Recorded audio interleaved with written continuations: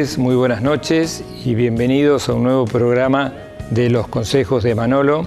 Un martes más, como siempre, como desde hace 11 años, para hablar de estos temas que nos interesan, como yo siempre digo, a toda la familia, ¿no es cierto?, a todo el grupo familiar, tratando de dar recomendaciones, de alertar, de sugerir, de recomendar, no de alarmar, no de crear ninguna situación, ningún malestar, ningún estado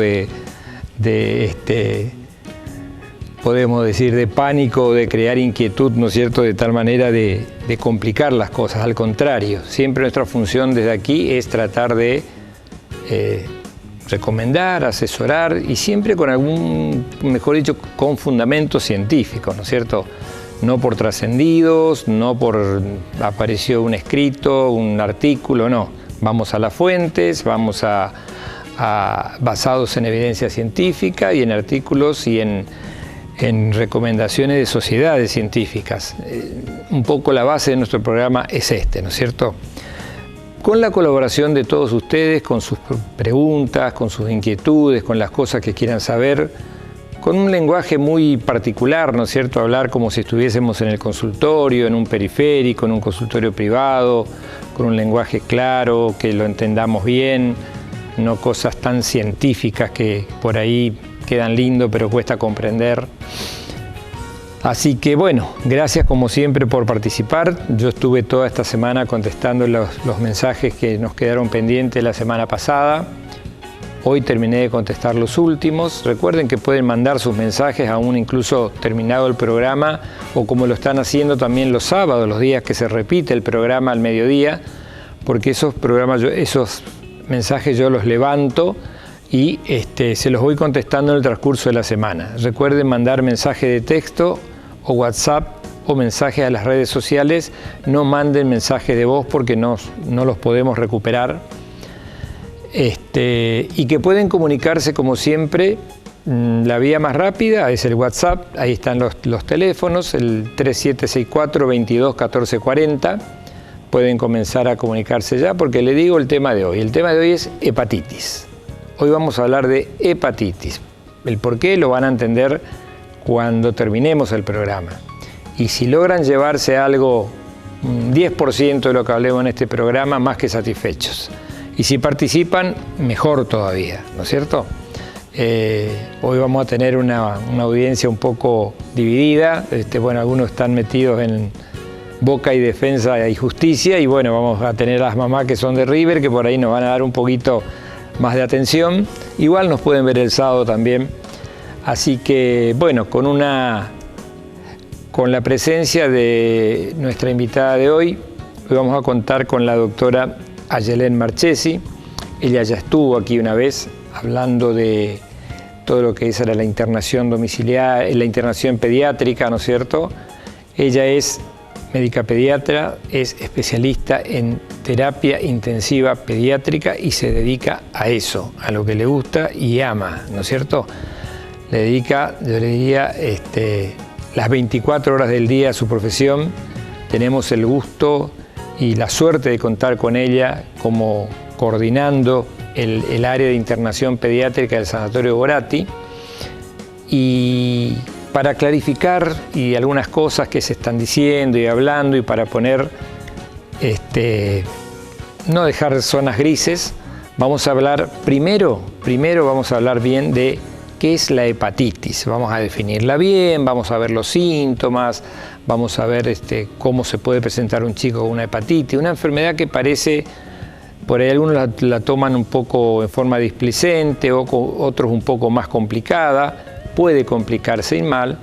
Y si nos queda un tiempito, a lo último vamos a hablar de esto que está sonando por ahí en algunos lugares, que es una hepatitis un poco rara que apareció, pero que está bastante bien definida ya, y que como nos pasó con el coronavirus, ¿no es cierto? Dijimos, esto no nos va a pasar, no nos va a llegar, está lejos, es en Europa, y a los 3 meses lo teníamos acá y bueno, lamentablemente con más de 110.000 muertes, ¿no es cierto?, en la Argentina.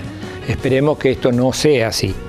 Por eso estamos acá para aclarar, recomendar, alertar y sobre todo informar, ¿no es cierto? Pues yo creo que es deber de toda persona que pertenezca al ámbito de la salud informar correctamente lo que está pasando, correctamente las cosas, justamente porque lo que más temor genera es la desinformación.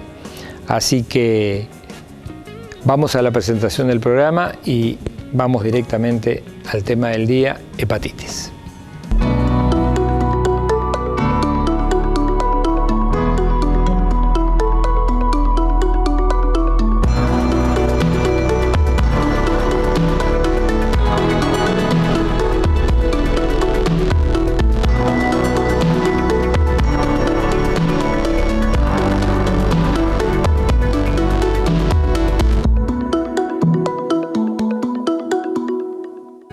Bien, estamos de vuelta y como les decía, con una invitada de lujo. Gracias, doctora, ¿cómo estás? Bueno, gracias por la invitación. No, por favor. La doctora Yelén Marchesi es, como les decía, es médica pediatra.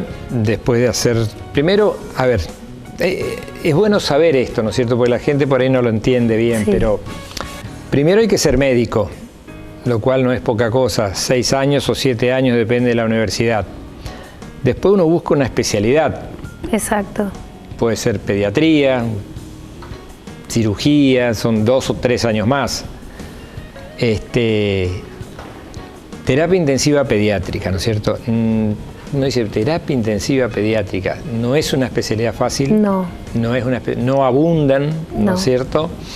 Y bueno, y después uno empieza a trabajar en un ambiente que es bastante complicado, difícil, donde encima con chicos, con problemas importantes, así que bueno, realmente todo un esfuerzo. Todo un esfuerzo. Pero gratificante. Gratificante. Muy gratificante, sí. Bueno, y para nosotros la suerte de contar con la doctora en el Sanatorio Boratti, como les decía, ella es la coordinadora del área de internación pediátrica.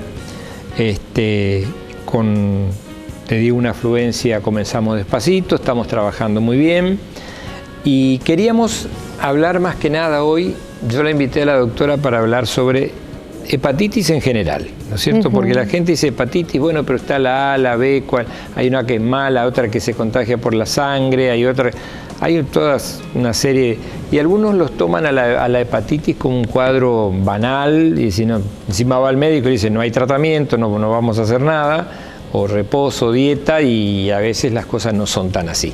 Así Exacto. Que, doctora, todo tuyo. Bueno, primero gracias por la invitación. Por favor. Siempre es lindo volver. Bueno, para hablar así claro y lo más sencillo posible, hepatitis significa inflamación del hígado. Sí. El hígado se inflama respondiendo a algo que lo daña y genera una alteración en la función de ese órgano que es muy importante en cualquier edad de la vida. Bien. Hay como muchas causas, pero se engloban en 3 más importantes, que una es la viral, ¿sí? La hepatitis de causa infecciosa, y en eso la viral es como los casos más frecuentes a nivel mundial. Después, un poco menos frecuente, pero muy importante, son las tóxicas. Ahí también nos vamos a detener un poquito porque también tiene mucho que ver con la pediatría. Y por último, las no tan frecuentes son las de característica autoinmune. Si el cuerpo por alguna razón ataca ese órgano que lo considera no propio y lo lastima. La hepatitis tóxica es un tóxico que daña el hígado directamente. La más frecuente es el paracetamol, por eso es que quiero detenerme un poquito acá. El paracetamol. El paracetamol, que es una droga de cabecera, ¿no? Siempre, por supuesto, recetada por un médico, pero que en esta era de automedicación y de tanta información y desinformación a la que la gente puede acceder fácilmente por las redes sociales, por internet, es importante saber que a la dosis inadecuada es un medicamento altamente peligroso, ¿no? No hay que abusar del paracetamol. No hay que abusar del paracetamol. Las dosis para dañar el hígado son altísimas, sí, pero hay casos, entonces hay que tener en cuenta eso. Y lo otro que también me pareció interesante nombrar es que existen los tóxicos, hay otros fármacos, ¿no? Anticonvulsivantes, fármacos para el cáncer, otro tipo de analgésicos, pero las intoxicaciones folclóricas, las hierbas, ¿no? que eso también es algo muy nativo. Argentina también, nosotros tenemos muchas raíces aborígenes que usamos mucho este tipo de cosas. Un tecito de esto no hace mal, un tecito del otro. Bueno, también tener en cuenta que algunas de esas hierbas o las mezclas de eso también puede generar estos cuadros de hepatitis. Y la más frecuente son las hepatitis virales, que eso es el tema que hoy ocupa la mayoría de la opinión pública. Las hepatitis virales se producen por virus, generalmente se llaman hepatotropos. Esta palabra significa son virus que le gusta solo el hígado, no van a otro lado. Estos virus hepatotropos son el virus de la hepatitis A, hepatitis B, hepatitis C, hepatitis D y hepatitis E y G, que son por ahí las menos frecuentes, pero las primeras 4 que nombré son por ahí las más importantes. Pero existen otros virus que, si bien no son exclusivamente de afectación hepática, pueden afectarlo, que son frecuentes en la infancia, que son el citomegalovirus, el virus de Epstein-Barr, el adenovirus, que es este virus que por ahí suena más ahora, parvovirus, herpesvirus, bueno, otros también que generan infecciones, sí, y pueden dar como un toque, le decimos nosotros, una afectación al hígado. Los virus, digamos, tienen varias vías de transmisión, generalmente dependiendo de cuál, pero en el caso de los virus hepatotropos, la vía de transmisión de la hepatitis A, por ejemplo, es fecal-oral, o sea, es la materia fecal, y la transmisión es en la boca. Esto significa que generalmente se producen brotes en aquellos lugares subdesarrollados, sí, donde no existen redes cloacales. También se han visto brotes en jardines de infantes, porque realmente es muy difícil manejar la higiene en los niños. Sí. En los lugares donde hay hacinamiento también. Pero el virus de la hepatitis B, por ejemplo, que es otro más frecuente, se transmite a través de los fluidos corporales. Sí. La sangre, el semen, bueno, entre otras cosas. Los otros suelen coexistir con los virus que nombré anteriormente en las infecciones, entonces no están tan descritos en la bibliografía, no son tan relevantes como la hepatitis A y la hepatitis B. Y el adenovirus, que sería este que está tan renombrado, que la vía de contagio es la vía respiratoria. O sea, lo que cuando uno habla saliva, que son microgotitas que no se ven, pero que en esa viajan estos gérmenes y van contagiando a otras personas. La clínica, digamos... Eso, ¿cómo nos damos cuenta, claro, o cómo podemos sospechar, hablando siempre en chicos, cuando hablamos de niños, hablamos desde el recién nacido, exacto, hasta los 14, 15 años, cómo podemos sospechar en casa, en nuestra casa, que un chico puede estar comenzando con un cuadro, con una hepatitis? Bien. De cualquier tipo de los que nombraron. Hepatitis como inflamación del hígado. Bien. Se divide como en 3 periodos. Hay un periodo que se llama periodo de inicio, sí, donde el paciente tiene síntomas que se llaman síntomas que son... como que se pueden atribuir a varias enfermedades al mismo tiempo, ¿no? Que son cansancio, fatiga extrema, sí, dolor de panza, vómitos, diarrea, falta de apetito, que eso es muy importante. Dependiendo de la lesión del hígado, si en ese momento ya el hígado está muy lesionado, o sea, lo que lo está enfermando es algo muy grande, muy grave, el paciente puede estar un poco ictérico. Sí. Ictericia es el color amarillo en la piel y en lo blanco de los ojos, que es la esclera. Sí. Eso es algo llamativo, que los papás enseguida se dan cuenta que el niño cambia y se torna un poco amarillo. Estos síntomas, que son como más atribuibles a cualquier patología, tienen un tiempo de duración que no se estima, porque en realidad depende del daño del hígado. Y después se pasa a otra etapa, que es la etapa ictérica, propiamente, sí, dicha, sí, donde el paciente baja en sintomatología todo lo que nombré anteriormente, pero persiste la anorexia, o sea, la falta de apetito, pero se suman es como sería la triada de la enfermedad del hígado, ¿no? Las 3 cosas que uno necesita para decir esto es una hepatitis clínica, sí, ¿no? Que sería la ictericia, que es el, sí, color amarillo, la coluria, que es el color oscuro en la orina, francamente oscuro, y esto que justo pasa acá, que se llama acolia, Esto sería la Esto es ictericia, por ejemplo. El bebé se ve amarillito, así. Exacto, así. Se ven los ojos, la parte blanca de los ojitos amarilla y el paciente está amarillo. Sí. La colia, que es la materia fecal o la caca blanca, ¿sí? El hígado no puede secretar el pigmento que es la bilirrubina, entonces la caca no se tiñe y sale blanca. Digamos. Esos 3 síntomas también tienen duración variable. Esta es como la etapa crítica de la enfermedad, porque aquí depende la lesión del hígado. Si el hígado solamente se afecta en su función de producir y secretar bilirrubina, que es este color, este pigmento amarillo, entonces ahí en ese momento solamente tenemos esta clínica. Pero si la función del hígado se afecta en otra parte importante, que es la de generar algunos de los elementos de la coagulación de la sangre, si eso se ve afectado, el paciente entra en lo que se llama falla hepática, ¿sí? La falla hepática es un cuadro gravísimo que tiene una mortalidad arriba del 80%. Es muchísimo. Es muchísimo. Es un paciente que literalmente se prende fuego. Es así, lo voy a decir porque la realidad es que es temida para nosotros, los terapistas, los pediatras, cualquier médico de cualquier especialidad, de cualquier edad, digamos, sabe que un paciente en fallo hepático es un paciente que es muy difícil, hasta a veces imposible de revertir. Y ahí es donde se habla del trasplante hepático como opción a una calidad de vida y a evitar la progresión a la muerte, digamos. Exacto. Y después está el periodo de remisión, que es un periodo en el cual el paciente empieza a bajar los síntomas hasta la recuperación íntegra con una función hepática normal. Que eso es lo único que sí está establecido, que dura entre 2 a 4 semanas. Ajá. O sea que yo puedo tener un paciente con una vida normal, pero con algunos valores todavía de la función hepática alterados, que se van controlando hasta que el paciente se cura espontáneamente, digamos. Bien. Si yo tengo un pacientito, un chico que se le ha hecho el diagnóstico de hepatitis, ¿no es cierto? Independientemente de, bueno, está con amarillo, hace la caca blanca, hace el piso oscuro, está decaído, no quiere comer, todos sus síntomas, tiene más o menos un periodo de enfermedad y el contagio, lo habías dicho que es la vía fecal oral. ¿Cómo sería eso?